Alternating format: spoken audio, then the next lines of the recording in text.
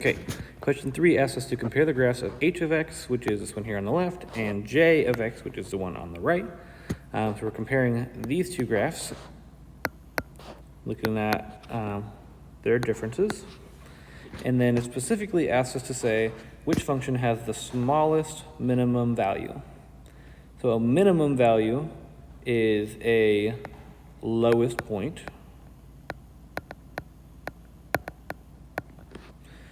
So the smallest minimum value is going to be which lowest point is lower. So you need, essentially, we need the lowest point. Both of these graphs have a lowest point. Here's a lowest point for h of x.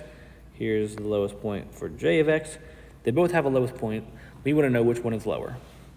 So if I look at the graph of h of x, this lowest point is at 0, -5. If you look at j of x, this lowest point is at 0, -3. So I would say that h of x has a minimum point at the point 0, -5, and j of x has a minimum point at 0, -3. Now I need to know which one of these is lower. Now several people have thought that j of x has the lowest minimum point because -3 seems like it might be a smaller number than -5. However, if we were to put the graph of j of x onto this graph with h of x, -3 is right here.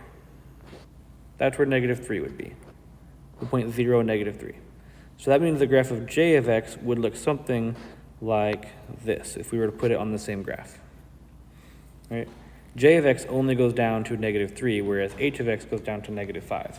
So that actually means that h of x has the smallest minimum value